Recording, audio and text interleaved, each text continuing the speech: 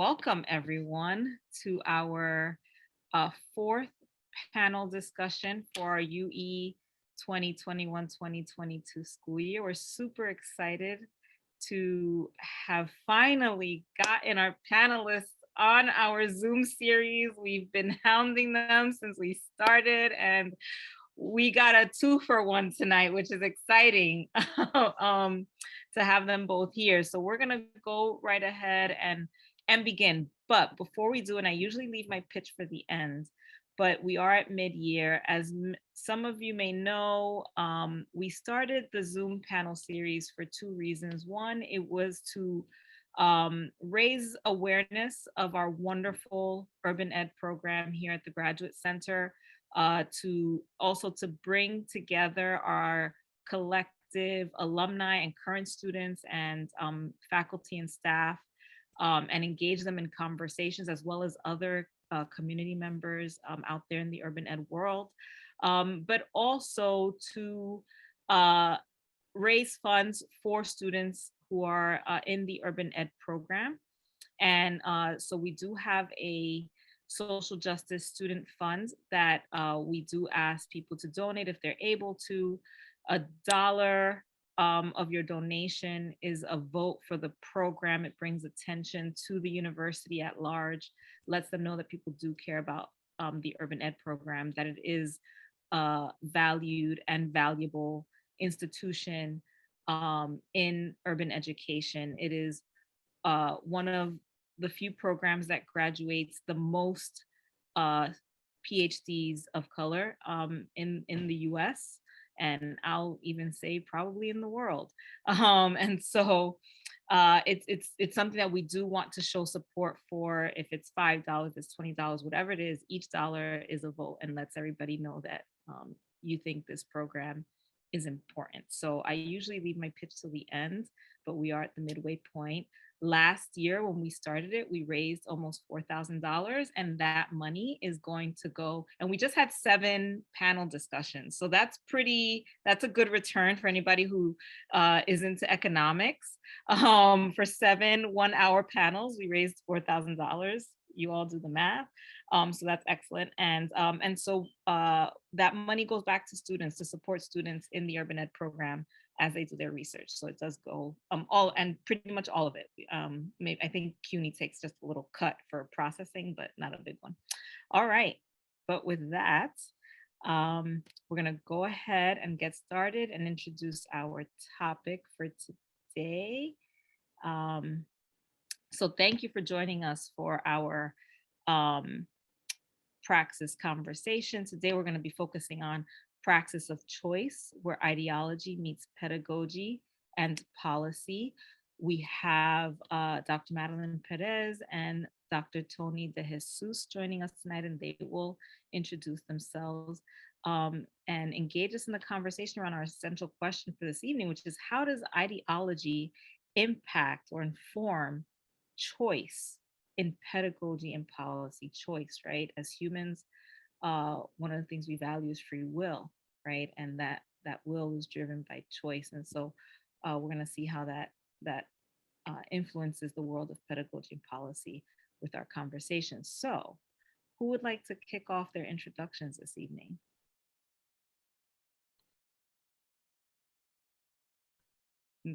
Madeline, go for it. And I'm going to mute myself and go to the background now. Go for it. Hi, good evening, everybody. Thanks, Lisette, for that introduction. And thanks, Lisette and Elisa, for organizing this conversation. And I'm excited to talk with all of you.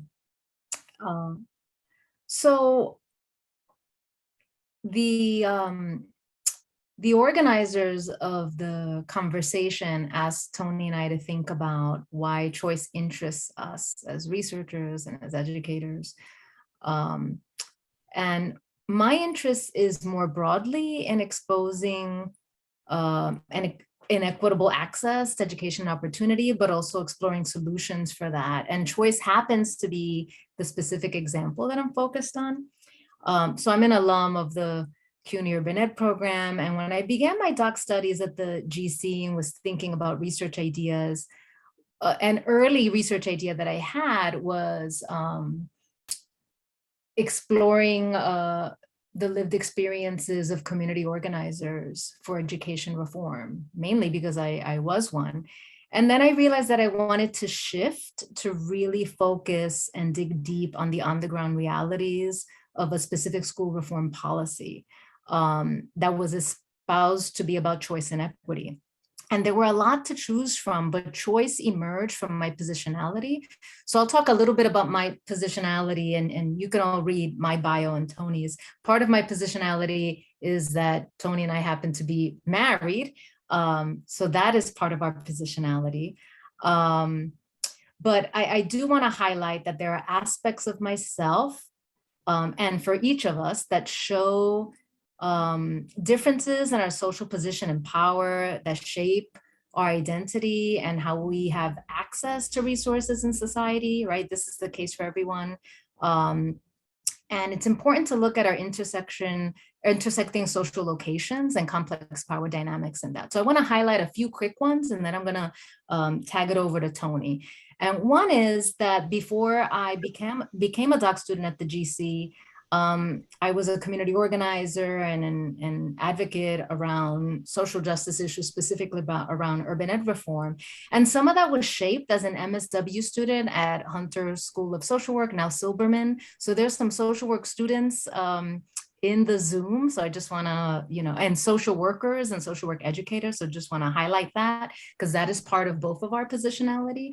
So I remember in social welfare policy class being invited to examine unintended consequences of policy, and also reading scholars that presented the premise that policies mirror the values, norms, and beliefs of the eras in which they were developed, as well as the priorities of the policymakers. So those 2 points are really important, and we're going to return to that several times tonight.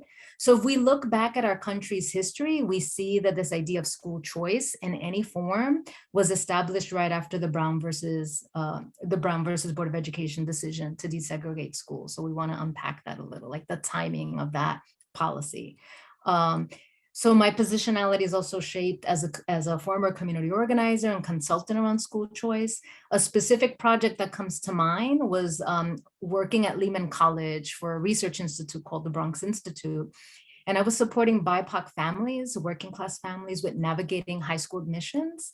And it was really clear that there were all these rules about how to engage the system of admissions that were really critical to success, but they were unaware of these rules, despite them being bright, capable people who cared about their kids, right? My positionality as a doc student at the GC shaped this, working with Juan Flores and being introduced to critical social theory, working with Michelle Fine, who always premise that research is always me-search, like whether subconsciously or consciously, we're researching things that explain, unpack some part of our own lived experience. So, so it's either delving into something or avoiding something that happened to us. And also Jean Annion's theory seminars, where I really hung out a lot with French sociologist Pierre Bourdieu and his theories, at least. But first introduced to Pierre Bourdieu in my very early dates with Tony, and kind of accepting Bourdieu's invitation that sociological theories or theories of any science are really to reveal what is hidden. So I was really interested in what is hidden and how do we hide that from large amounts of people who are caring and thoughtful and try to do the best they can. As little Madeline, as a 12-year-old Puerto Rican girl who lived in public housing projects, I was derailed from my segregated, low-resource public school when a school counselor intervened and gave me access to an exam to a specialized high school that my family and I didn't even know we qualified for. And that really changed my educational trajectory. So all of those combinations of things led for me to create a study where I immersed myself in 2 schools, only 3 blocks away from each other, one mostly, I'm sorry, 3 miles away from each other. One mostly white and upper middle class, one mostly Black, Latino, working poor, to see how they engaged in choice. And all these things happened and were impacted. But all of those identities led to that interest. What are your thoughts, Tony? Well, I'm kind of an honorary CUNY alum. Yes. In that I was a CUNY faculty member. I was a researcher and interim director at the Centro de Estudios Puertorriqueños, a visiting doctoral student there, where I conducted my dissertation research at Puente Academy for Peace and Justice. And that's where Madeline and I met, at Hunter College. And our journey that's brought us to this point also involves us creating a human who is 6 years old. And, you know, for all of the AERA and CSWE and other, and Puerto Rican Studies Association, et cetera, conferences that we've presented at, and, you know, the School Social Work Conference at Columbia, shout out to Cindy Bautista Tomas, that where we presented as keynote speakers. And as a side note, we were really frustrated with each other before we did that presentation, but it turned out really well. So I think that we're just gonna get frustrated with each other during this presentation instead. But I guess that I say that to say that it all reflects the messiness of how these theories and this research and this journey of acquiring institutional cultural capital is so much more messy in practice. And so I think part of what I'd like to share as we go along this conversation is how those tensions play themselves out. And I think I've become very aware and reflective and attuned to those tensions as they play out between my own ideology or my own worldview, and how that might be informed by theorists, and then what are the choices that I actually make when confronting a phenomenon in my own life. And Jean Anyon talked about this, who was really kind of like my second advisor and de facto advisor, and as you know, many people know, was just a dear friend and to so many. But she said that when it comes to education, that we really confront our values when we buy a house and when we choose a school for our kid. And I think that, you know, when she made those observations, we didn't have a kid yet, but as we've had a kid and we've had to navigate those choices, it's been illuminating to me to have had this grounding and to kind of be aware of the privilege and power and influence that I may have, and also my disadvantage relative to others. And so I'll share one quick thought. If you've heard the podcast series Nice White Parents, I'm the chair of the School Governance Council at our daughter's magnet school, and for whatever positionality I have as a professor, as a program director, in you know, institution here, you know, I find myself experiencing some of the same vulnerability that some of the people of color on one of the school governance councils in one of those schools as they're engaging with the white parents that are bringing a different set of resources to the school. And there's a tension there, and I certainly am living that in some interesting ways. But you know, I also am aware, much more aware, much more reflective, and I guess to give a shout out to the term praxis, or as Freire defined it, reflection and action upon the world in order to transform it. You know, that I think I've moved more in toward a praxis of choice, in terms of at least being critically aware of some of the choices that I make and the forces that are influencing those choices, and the way in which I may use my power and privilege in ways that are tied to broader systems of inequality that I still may benefit from. Mm-hmm. You know, when you mentioned our daughter, it's interesting because there's an afterword. I guess I'll verbalize an afterword to this research, in that it took on a new meaning for me when I became a parent. In that the dissertation that's on file in the library in the Urban Ed office, and the one that's on whatever web entity where people cite it, is a document, you know, a research project I worked really hard on. But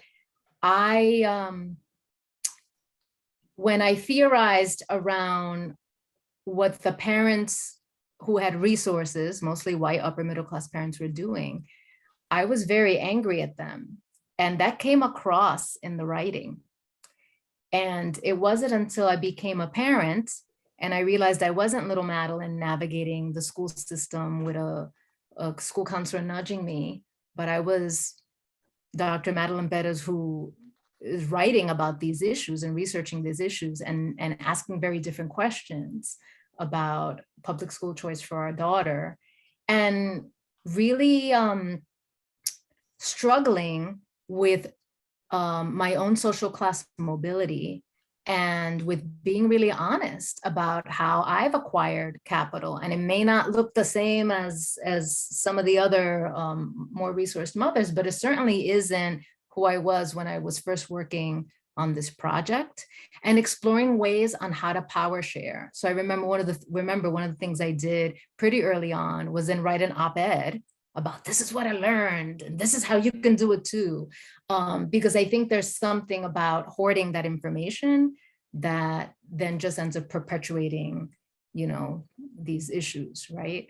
But the other thing I'll say is that I did develop compassion for some of the parents. There were some that, the parents that had a healthy sense of entitlement, that, no, I'm gonna really look at these options and kind of figure out what's best for my child. I had compassion for, because they weren't thinking about taking something away from someone else. But those who had an inflated sense of entitlement, those were pretty hard to like. Those were pretty hard to have compassion for. But I didn't have compassion for anybody. And part of that was my own positionality. So I share that for all you researchers out there, or for folk, or even as social workers looking at an issue, it's important for us to do that work around ourselves, because these triggers come up, and they come up in how we write, they come up in pauses in our writing. I want to tell a little story about ideology, or how I'm thinking about how ideology impacts this work. And I have some brief slides to share about them, not anything big, but a couple of visuals. And the example that I'll give is about public school choice, but I have another example about the power of ideology that is related to Tony having an argument with a loved one around the COVID vaccine.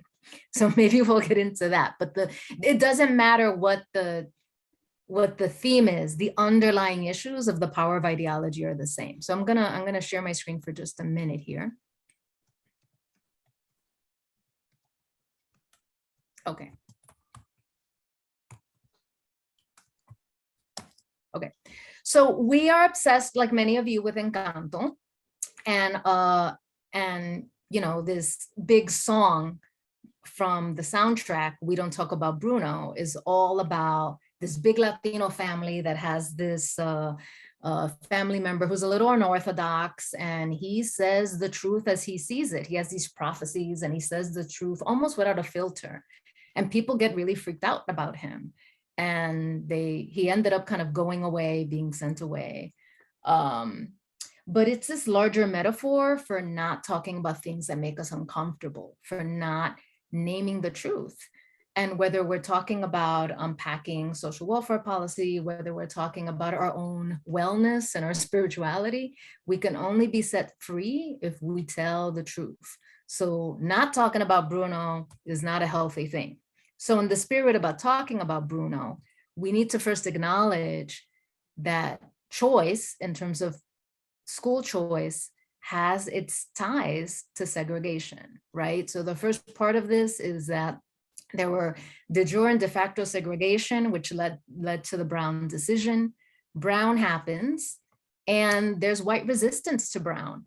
Some of this white resistance is very overt and obvious. So these are pictures that many people have seen, like images that have been seared in our minds of, you know, spitting on Black children as they're arriving into the schools that they're legally entitled to, people protesting, even if they're in the school building, being treated in unkind ways by teachers, a segregation that happens within the school, right? So it might be so-called integrated school, but, you know, many people have written about this, you know, the segregation of the school. So all of this happened. There was a white resistance. And to pretend that the white resistance was just in the 1950s is not talking about Bruno, right? Because also, in addition to the very obvious measures, then there were these covert measures, right? So when it became, you know, we're not gonna rally and beat people up and talk about not wanting to be together, let's explore how we can use policy to undo and undermine Brown. One of the ways this happens is district lines. In fact, one of the parents in my study who was in District 2, if anybody knows New York City Public Schools, District 2 is Upper East Side, very, you know, wealthy neighborhoods, part of the Lower East Side. And Rosa Rivera McCutcheon, who's an affiliated faculty member at the GC and a dear friend, once said to me, Mad, the District 2 shape is a really funky shape. And it got me thinking, why is that shape is not even a geometric shape? It's like a really strange image, but it was a way of hoarding resources. And it allowed me to get to know Jack Doherty at Trinity College, who writes about using these district lines to intentionally segregate. But we don't have to we become, you know, people become more sophisticated about it, right? It's district lines and it's community meetings and it's, you know, chancellors and elected officials making these decisions. So then there's complex application forms. In the case of New York City, in 2003, the high school admissions process was redesigned after the national medical school model, right? Where if you know anybody who's a doctor, they get to choose where they do their residency. Doctors who are already thinking, and it's part of their script, and have accepted that they are ready and prepared and need to go anywhere in the country for their training, have a different healthy entitlement around choice than the majority of kids in a poor system who may have been assigned to schools or displaced from schools, or whose schools closed down, right? Who are first being introduced to this idea, right? And then there's all sorts of screens, like you see there the Shahzad exam, the science exam, or auditions, or all sorts of measures, right? So you would think, well, how does choice gain supporters? Who would sign up and say, well, if that's about segregation, sign me up, because I just want to support, my kid. And they do that by this seduction of people with ideology, right? So you see here these flyers, schools of choice. In many districts, every school legitimately is a school of choice, because there is no more the idea of zone schools, at least in almost all the boroughs, except for the Bronx and Queens, has been phased out. So in theory, all schools are schools of choice. Doesn't necessarily mean you would elect to go there. So there's a play on words there, right? But we use these ideologies that is, rooted in what it means to be American, right? That the ideology of individualism, right? And what our rights are, and our and self-sufficiency and autonomy, and you have a right to choose. And this other ideology of meritocracy, this assumption that people will pick themselves up from their bootstraps, and an assumption that they all can do that and have the access to resources to do that. And then we celebrate them, we celebrate their merits, and we celebrate their achievements. So the interesting story about, should we talk a little bit about the COVID story? We don't have to say who it was, but there was a tension between, it's important to get, I guess, an assumption on our part, we're all going to get vaccinated, and a loved one who really believed that it was their individual right. And it became a tension clearly between individual right and collective good. And the same is here for choice. Because it's linked to conflict theory and this idea that, there aren't enough resources to go around, so groups have to be in conflict with each other, and it's always the folks with more capital who are gonna win. It's built on a capitalist model that is not open to the idea that, do there have to be losers to be winners? And might everybody be able to get what they need? And if we had intentionality around that, I believe we can do that. Our government has done amazing things when they are intentional around it. I teach a Latinas and Their Worlds class at the University of St. Joseph. And one of the things we look at in terms of Puerto Rican history is how Puerto Rican women were recruited to be the first participants for doctors to practice tubal ligations, right? Permanent birth control, getting your tubes tied. And there is video footage of the government hiring bilingual social workers and knocking on these women's doors in rural Puerto Rico, where people, no doorbell, no phone, and they found a way to do turnout for the tubal ligations because they were really committed to that. And I remember every time I watch that, I kind of get a little triggered when I think about this other idea of choice, because it's very easy to say, oh, boy, it's up to people to figure out the rules. But, when folks really want people to do something, they kind of figure out a way to do it. So I'll pause to let Tony chime in. So there's a lot there. I think that in preparing for this, I was thinking about several years ago, there were conditions in our department which kind of invited us to take on a name change. And so our department is now called the Department of, well, it had been called the Department of Social Work and Latino Community Practice. And there were many things about that focus and emphasis that were important and valuable, and had a lot to do with our coming to the university. But ultimately, there were many ways in which that name was experienced as exclusionary, and the institution was not prepared to be more inclusive. And I think it put Latino faculty in a tough position.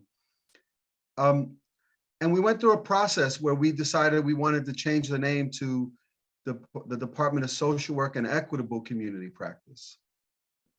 And we had a colleague who, really was a leader in that process, and really thoughtful in terms of the kind of the ideology and the philosophy behind that in terms of our profession in social work and our institution, which is a Catholic institution founded by the Sisters of Mercy, who are very radical nuns, and whose ideology, as expressed in their in their statements, is one that we really embraced. But it's been very difficult to kind of reconcile the commitment that's expressed in equitable practice in an institution like any institution in higher education that is practically completely given over to the forces of the marketplace, and really not in the business of educating, but in the business of credentialing. And I think that's a real tension, and it's one that I reflect on, and I think work hard to try and overcome and ensure that our students, to the extent possible, and I think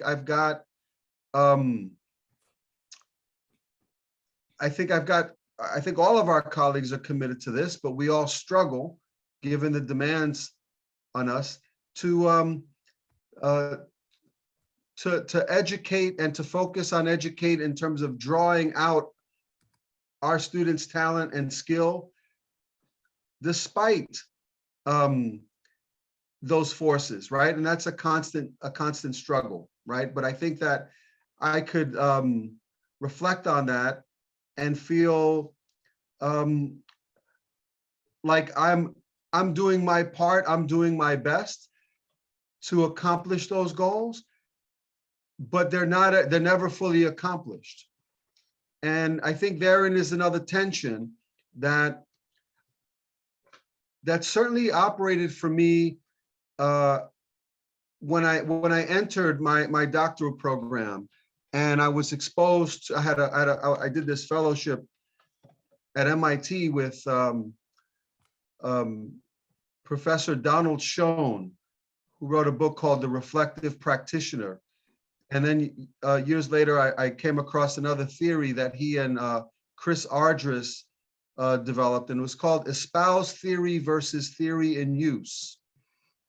And basically, it's that we evaluate ourselves based on our intentions, but we evaluate others based on their behavior. And so when you have power and you evaluate yourself based on your intentions, you're less likely to look at behaviors in yourself that may not jibe with your intentions. And so I think that that's always invited me to be more humble in terms of what I think I can accomplish and the way that I seek to engage everyone. Mm-hmm. So I guess, those are, I'll stop there and see if Madeline or others in the chat can make more direct connections to choice. Yeah, I have a quick tweet that I would like to share on my screen related to what you just said. Oops, sorry, folks.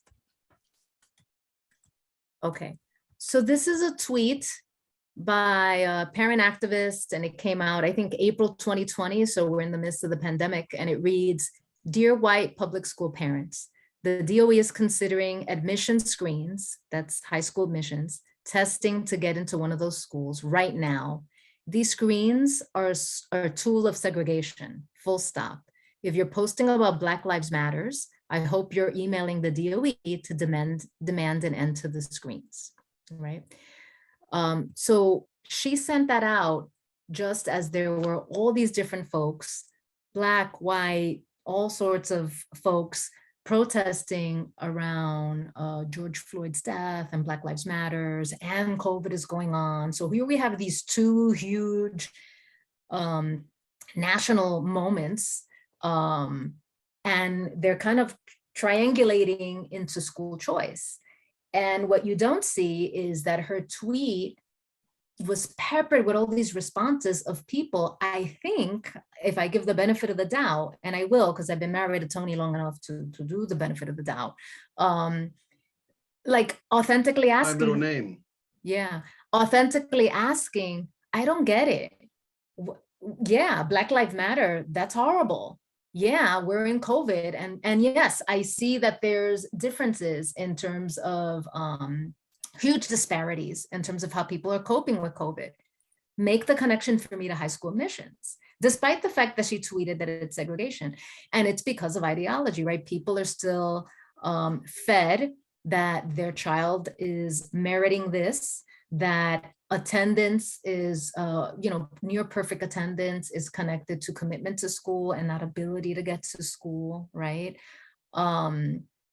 And all these other screens, right? That interviews are not just about your verbal fluency, but about your ability to believe that you can control your life, or even your practice in speaking to adults when that's not something that occurred in your family, right? Because it was a respect issue, not because they were trying to stop your social class mobility. So that tweet was very instrumental in terms of connecting all of these ideas together.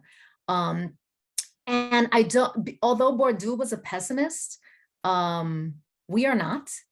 And so part of kind of untangling from that seduction and that power of ideology, which is everywhere, which is why I gave that COVID example, Tony. It's everywhere. It's around the election was stolen, right? It's around everything. Is that theory has been a tool to reveal the truth, right? To reveal what is hidden.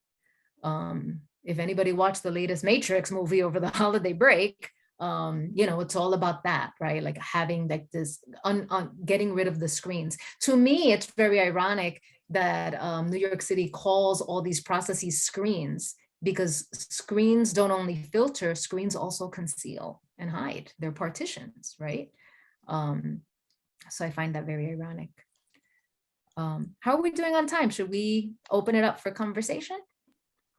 Yes, I was just gonna ask audience members to go ahead and either unmute or type in their question in the chat. But in the meantime, if you all want to either ask each other one of the other questions while we see what comes up in the chat, or want to wait 3-5 seconds to see if someone unmutes, we can. Oh, here we have a question. How does power and privilege impact how you raise your daughter? A social justice parenting question. Mm-hmm. I try to be firm yet compassionate around comments that are said by well-meaning elders that lay differently for us because we have a critical lens and because we've had the privilege, right, to immerse ourselves in these theories and with smart people like you to unpack that, right, and to expand our worldview. So, very innocent comments like baseball ain't for girls, or I remember an elder saying, and I think it was unconscious from her, I honestly think because she doesn't remember saying it, but saying, "Ay, que nena mala," you know, because Lily was doing something age appropriate and exploratory. ¿Quién era mala? And I was like, you just said bad girl. And she didn't remember saying it, right? So really trying to understand some of the intergenerational trauma, but also wisdom of that shapes parenting, and undoing that while trying to explain it to, and I mean, particularly the compassion around people you love that are saying things like that. One of the things that was particularly traumatizing for me as a new mom managing postpartum feelings was a friend of ours helped stayed over with us during one of the early days after coming home from the hospital. And I am so grateful to that friend for keeping me company when I was alone with our 3-day-old baby. And she said, as a matter of affection to Lila, "Qué putita linda." I almost fainted on the floor because. Can you translate? Because that means what a cute little whore. And Tony and I then went on a road trip with Lila a few months later from New York to Florida. And we stopped along the way. That's what we do, to see friends and family. And I asked everybody about the origins of that term of affection. And I had Black friends say, well, there are people that say you little hussy. And I had white friends say like a different version of that, like poor whites say. So everybody had a version of this derogatory way to reference little girls, right? And that was very shocking to me. So I know we're kind of leaning away from issues of school choice, but I think also in terms of listening, like allowing children to be heard, and that we're shaping her so she can be a leader, as opposed to showing her that being good means she's kind of listening, and so these conversations are for adults, right? Niños hablan cuando las gallinas mean. Kids talk when chickens pee. You know, and that these are things that were useful for working class, poor folks who gain opportunity by listening and following rules and getting that kind of labor-intensive job, but that we have the privilege of creating other opportunities for our daughter, which means another set of rules. So whenever a child is born in a family, I am a believer that every adult has the opportunity to re-examine their own childhood and heal from that, or kind of simmer in some of the challenges from that. So I do that with a lot of humility, but we have lots of conversations around that. Like, it's important for Lily to see Tony engaging in household work. It's important for us to take turns kind of talking at the dinner table. I'm sure you have other kind of examples, right? You know, for me, I think it's about how I engage her, but I guess I'm thinking about it probably more so in terms of school, the role that I play and that we play as parents, and engaging her teachers and the school community, the role that I've been playing on this governance council. Madeline is on the PTO. You know, that is to some degree a reflection of our power and privilege, and there are ways that we are not activating it in an explicit way, but it's an implicit way of ensuring that we have a voice, and that when there's an issue, you know, again, I won't say that we've never explicitly used it, but I think that we've had to engage with teachers and assistant principals and the principal, and we do that in a very different way. I think our daughter has reflected on that, or has observed that, rather. I think that we've reflected on it, and we need to reflect on it more and what it means moving forward. But certainly that's also within the context of I guess one of our biggest disadvantages is that for whatever power and privilege we have, the one resource that is scarcest for us is time. And that we can't always deploy whatever resources we might have to address issues. So I think that's a disadvantage and a challenge that we have. Yeah, you know, Ricardo Stanton Salazar writes a lot about social capital and how it, you know, the social capital attempts of Latino working class youth, and how the school staff are just so important to them in terms of being a bridge towards social and cultural capital.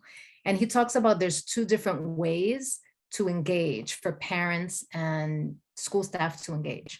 One is an engagement of alliance, where it's like, we're working together to support this kid. I see you. And I think one of the ways that Tony and I do engage in alliance is that we have both worked in schools, and we had both attended public schools as kids, worked in them, researched them. So when we don't get a response right away from the teacher, we're not acting with this overblown sense of entitlement. We're thinking, I know girlfriend's inundated in emails like I was, and we're compassionate around it, and we try to partner around it. The other way to engage is alienation, you know, the other relationship rather. And that's when, you know, parents just have maybe had educational trauma, have not felt affirmed by schools, and are doing it in a way that, you know, they're struggling along the way, and that the teachers are alienated from each other and can't develop a team often with their principal. So everybody's kind of a lone wolf, as opposed to in the school where everybody's aligned, everybody's like these bees that are in a beehive organized around the goal. And I find that there are times when very entitled parents, particularly white upper middle class parents, because they always have that exit option of, you know, I could be in private school, we can move to another district, we are here, whether it's conscious or subconscious, there could be an alienating way to do that, like a demanding, alienating way to engage in that way. Just as working folks who have had a working class, working poor orientation and get social class mobility and they're the first generation that they're middle class, you can oversteer the wheel because you have some power and you're stank. You're like, why didn't you email me back? What, you know, and maybe you're working through some of the stuff that happened when you were alienated, but it's not always the best way to go, right? Anyway, so I'll stop there. Just to add to your last comment, Madeline, around how ideology even impacts that scenario, right? So like if we have beliefs and ideas, especially classist and racist beliefs around low-income families of color and their rights to entitlement or lack thereof, when a low-income parent of color comes to a school demanding an answer about something that's happening with their child, they're seen as, you know, being loud, being demanding, right? Like, how dare they? Because of the ideologies of race and classism that surround what we as people of color do have the right or the entitlements to do or not do. And so thinking about the choice of the administrator or the teacher in that situation to either acknowledge that parent's entitlement to an answer or deny it, right? Because then as the school official, you're representing the institution. And so you have that institutional power to either open the door or close or shut the door, right? So just really interesting in thinking about the original question of how ideology really, you know, informs and becomes that, what's the word, like that the hidden synapses or the hidden mobilizing force behind choice. So we're getting some great comments in the chat. Marianne, I don't know if you wanna unmute or I can read It would be interesting to hear your ideas regarding how issues of perceived disability constitute issues of equity that involve all people. A disproportionate number of non-dominant students, racial, ethnic, linguistic, continue to be referred to and labeled in special education. Gotcha, Marianne, we got you. So Tony or Madeline, if either one of you want to address that. Mhm. So I remember talking about that theme in one of Michelle Fine's classes, and she may have also written about this, but she used the term educational steroids, which I really loved. So educational steroids referring to all the money in that synapse of the perceived disability of their child. And that's not to say that there aren't, differently abled kids whose parents happen to have resources, but the fact that we don't talk about that, Bruno, either. We don't talk about the fact that that folks, if they have the money, can get an educational evaluation or psychological evaluation that they pay for to counter what the DOE says. And there's a relationship around something when you're paying for it versus the DOE's version of it. And that people can remove the label of whatever disability for their child, yet still get the resource, right? And that those are all the ways that economics plays a role. I'm being interrupted, so I'm going to tag to you, Tony. So, I think this is another area to talk about, Bruno, where we've actually engaged this issue in our daughter's education as well. And I'm not going to go into detail on it, but I'll just say that we definitely used our knowledge of systems and to ask questions to make sure that we were being engaged appropriately and that our daughter's needs were being met. I think that and we had other people that we had access to ask clarifying questions. But I will say that, it raised the concern for us about whether or not our daughter would go through a process that would result in receiving a label. And so I think that in retrospect, we deployed our power and privilege in this regard. And it's not been something that we have reflected upon enough. I don't know, Tone, and I'll just say, because and it could be that this is an opportunity for us to draw each other's memories, but when we had, not that we're perfect at it, certainly there are times when we don't remember, oh, don't go away. Certainly there are times when we don't remember, right? But it made me think of, without getting too personal, a moment where a teacher made a recommendation about some educational need for Lily. And I was talking about it with you, and you said, well, let's call our friend who is the head of school social workers for the district of Hartford. And in that moment, kind of like the Putita Linda moment, like I just kind of like froze and thought, we can call the head of school social work for all of Hartford, right? And it's a very, I think that perhaps because we're the generation we are, and we can juxtapose little Madeline and little Tony with the people who can call the head of the school social workers, I think that connection creates for more humility and for more exploration of these themes. Hi, this is Reynaldo. You guys hear me? Yeah, hi. Yeah, I have a good question, because suddenly you guys talk.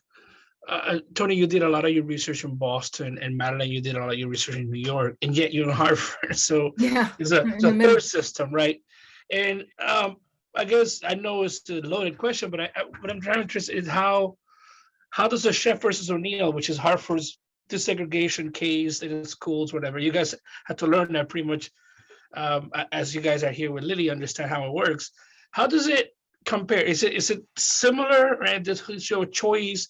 I mean, for those of you who are not from here in Hartford, either you keep your kid in the city with certain magnet schools, or you send them to faraway suburbs. That's the choice you get, right? And it was last week we were in a different forum where another colleague as a researcher on the break on what what this choices cost to people, sending them far away from the city. But again, how does the limitations of Hartford's version? Let me comment on this, because I worked in the Boston Public Schools for 6 years. I worked outside of the schools with young people, a number of whom were part of the METCO program, which is the school deseg program in the Boston area. And then, came back to New York and spent 10 years there. When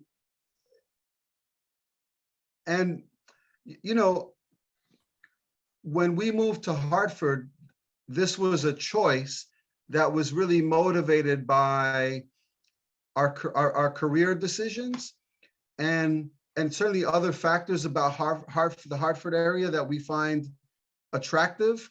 And so we really weren't familiar with the Chef versus O'Neill case and the magnet school programs here.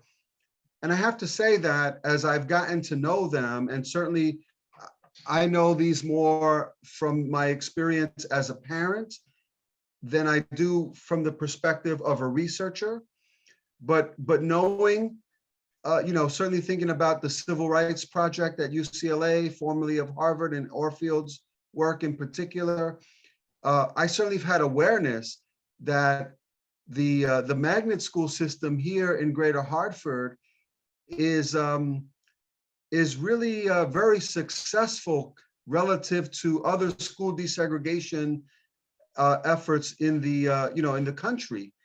And so there's something about that is really special and a privilege, and not why we came here.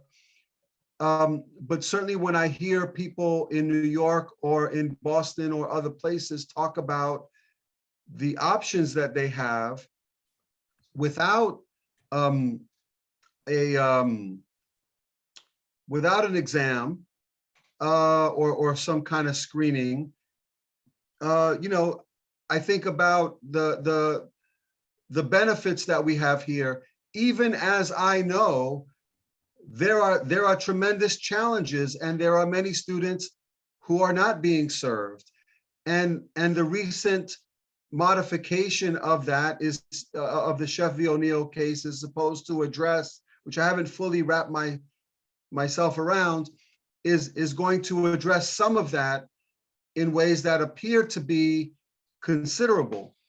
That said, it comes down to the fact in our magnet school, and I know, Reynaldo, you're familiar with the magnet schools, it hinges on white parents from the suburbs keeping their kids in the schools. And what investments can be made to attract them and to retain them. Mm-hmm. And so, I've seen those parents leave. I've seen the schools been challenged with maintaining those suburban families, right? And it's been fascinating to observe that, and it goes back to work that Madeline and I did, which we also struggled with when we wrote this article on community control and Puerto Ricans in the community control movement. But really, that white flight, that the choice that white middle class folks have to leave the city or to live in the suburbs, is not a choice that people of color have in the same ways. And that this comes back to a point that Jean made in her work and frequently, that we and you know, others have made in terms of Brown v. Board sought to desegregate schools, but not to desegregate our society. And the way that we organize schools is based on local property taxes and towns, and those remain highly segregated. And so we're never going to achieve school desegregation until we achieve residential desegregation.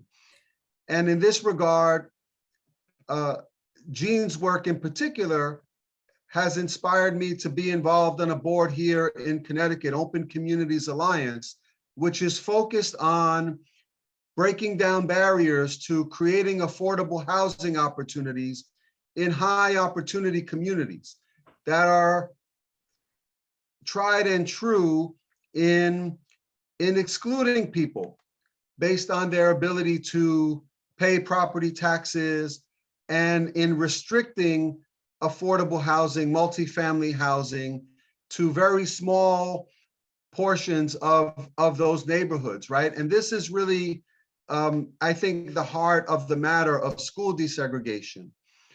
And so we've made the choice to stay in Hartford. We chose to live in Hartford and buy in Hartford. I have a story about that. And we've seen we have white neighbors who chose to move to Hartford because of the advantage that would give their children in getting into suburban schools through the choice program. Mm-hmm. Yeah, I just wanted to say quickly, which is related to your point, when we were meeting with real estate agents and exploring not even houses, just apartments, and we were very committed to living in Hartford, even though we worked in West Hartford, the white suburb right next to it. And we were just married or about to get married, and the real estate agents were trying to do us the favor of educating us and saying, you don't want to live in Hartford, you will eventually have children, don't you? Not understand, trying to be helpful. But again, that school choice by mortgage theme. And it was very hard to explain, no, we want to contribute to the schools. Yes, we totally understand. And we're going to work and be in alliances with and they were like, we don't got time for all that. Why don't you just move to the suburb? So that was the tension.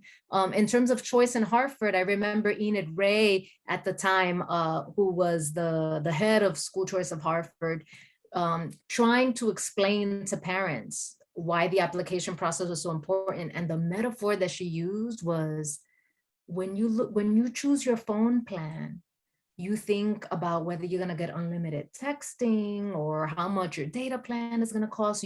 Transfer that same critical thinking around your phone plan to the schools.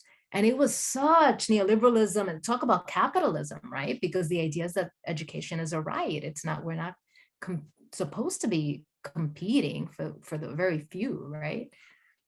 So I'll pause there. Gosh, there were all these other great questions.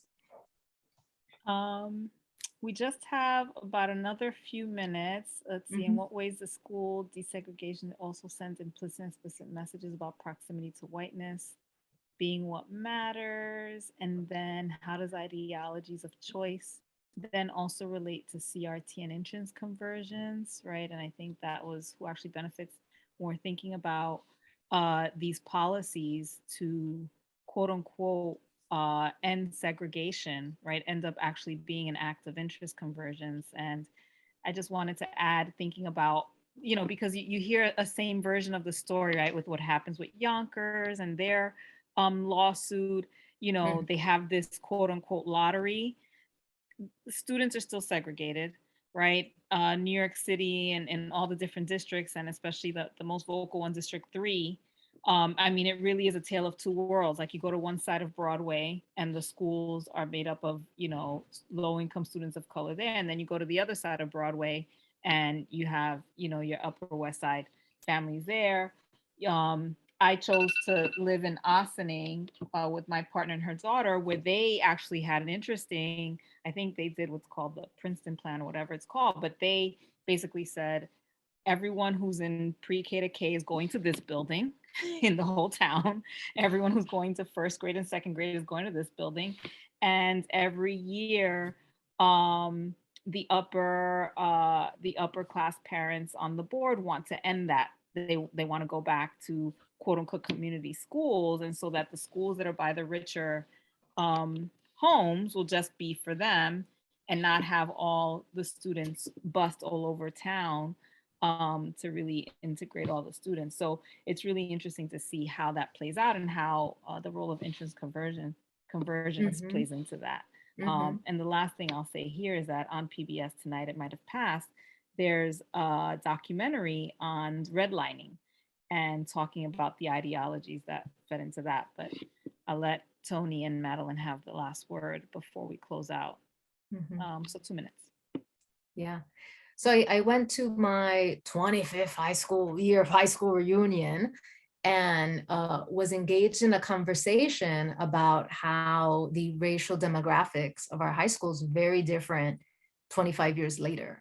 Like, it was just a very enriching experience to attend this school that was rigorous and that was mostly Black. And that's really changed a lot in close to 30 years. So it's made me think a lot about white return and how the opportunity I had in 1998, I would not be able to have now, despite the fact that I was motivated and trying to be high achieving and all of this.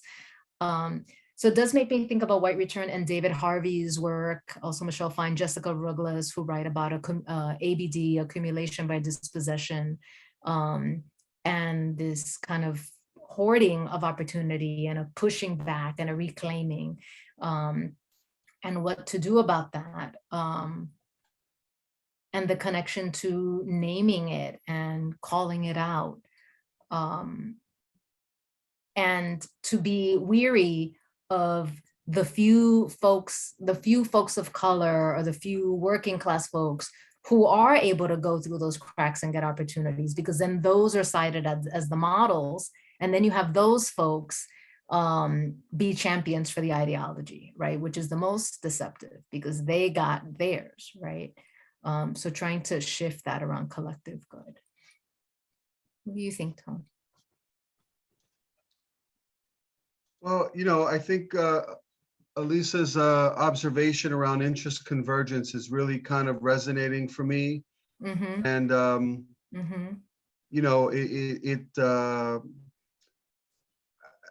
Lisette's observation also speaks to the fact that for whites, when the interests no longer converge, they will exit, and their withdrawal is a more powerful force than the efforts to create inclusive communities or schools.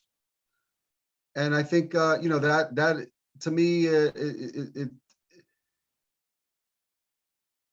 I guess in this regard, while Madeline has identified us as optimists, this is one area that is going to take a long time to turn a corner. Agreed.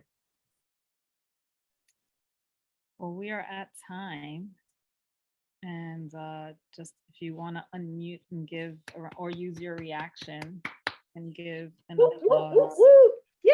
So wonderful panelists to bring this important conversation and hidden conversation, which is what I think Madeline started talking about, right? These are the hidden things that happen, like what motivates our decisions and how ideology plays into that. And it's so important, all throughout time, but especially now when we see what's happening in the country and how ideology is really pushing what's happening in our government, in our schools, in our government, etc. And families and breaking up families at Thanksgiving dinner, right? Yeah. Yes. So with that, we are going to close. If anybody else has any final comments, Elisa, is there anything that you would like to say?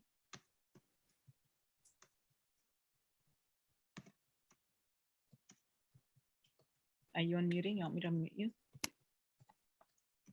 No, in the chat. Oh, join us for our next conversation, March 14th. It will be, the topic is a practice of continuous decolonization, Black, Latinx, and Indigenous feminism. But thank you so much, Madeline and Tony, for such a wonderful and thought-provoking conversation, and for allowing us into a snippet of your life and into your beautiful banter.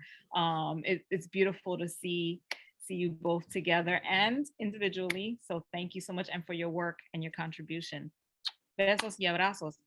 Good night, everyone. Thank you. Good night. Thanks, Thank you everybody. to our everyone. audience for joining us. Thank you And for to being our a Nice to guests. see everyone. Yeah, it was fun. Thank you. Thank you.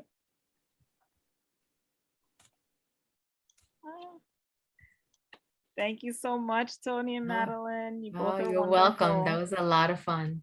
Yeah, awesome. It's great. It was great.